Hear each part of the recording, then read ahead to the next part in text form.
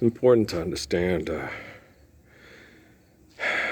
that the main focus of all rabbinic religion is to explain to barbarians that God is God and not human beings. For many years, human beings were superstitious and thought their ancestors were gods, and that the spirit of the ancestors lived in the mountains or in the sky. When they thought it was on the mountain, they went up to the mountain, couldn't find God, then they must be in the clouds, right? And based, thunder coming from the mountains, volcanoes, and all the different stuffs from within the earth and from the sky, and there was these mystical, magical powers from the ancestors of the great gods, and then they thought that people came and were descendants of the gods and then lived with the gods and all that crap. We all know that, right? It's well documented.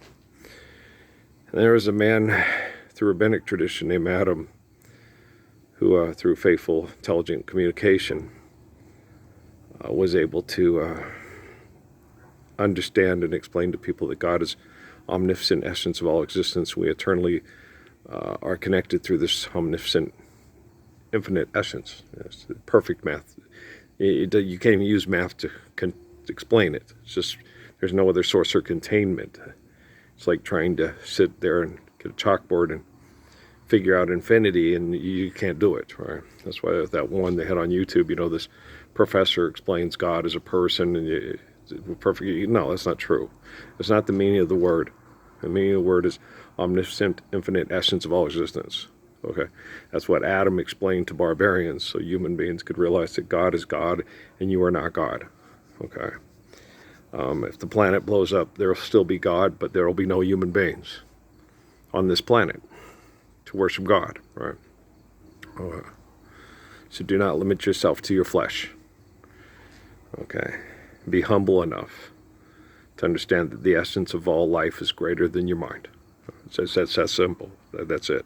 Okay.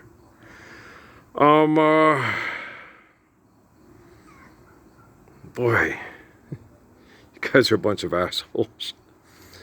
From their science projects, from what I can understand, from what they did to me when I was a kid and how they used the groups, their science projects were off. The people that want to be famous are like the bipolar opposites of the Messiah.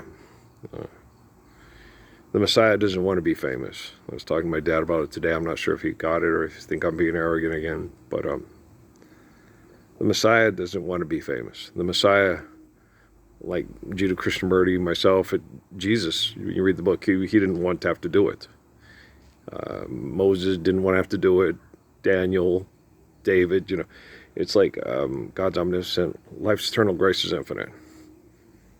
Okay. Judo with those kids in India.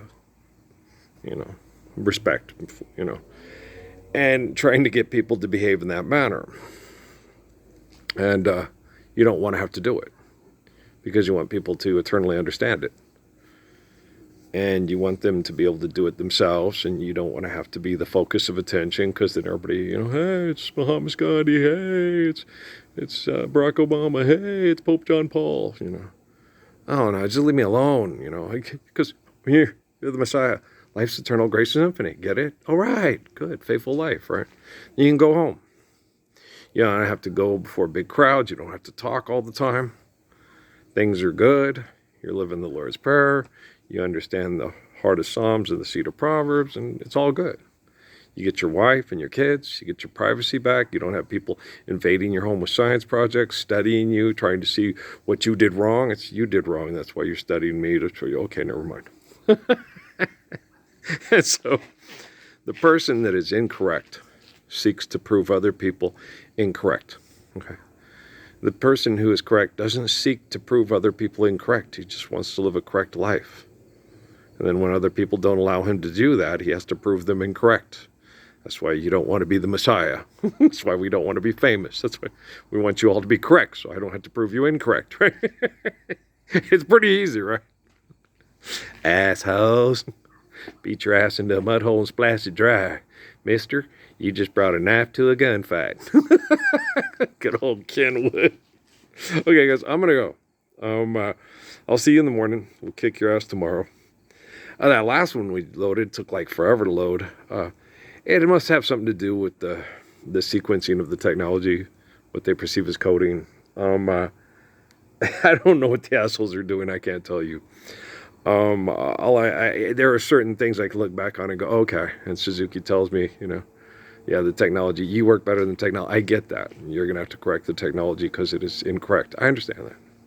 You're the guy who can initiate and give perfect commands because you live them and they collected the evidence with their invasive technology. I get it. A lot of them don't understand me. That's because they're sinners. I don't spy on them. I don't study them. I don't manipulate them. I don't try to make them wrong and prove myself right. I don't trespass on people to put them in debt. And any of you engaged with people that trespass on me to keep us in debt, you can't judge me as a sinner, but I can sure judge you as one. I'll see you in the morning. All right. Love you very much.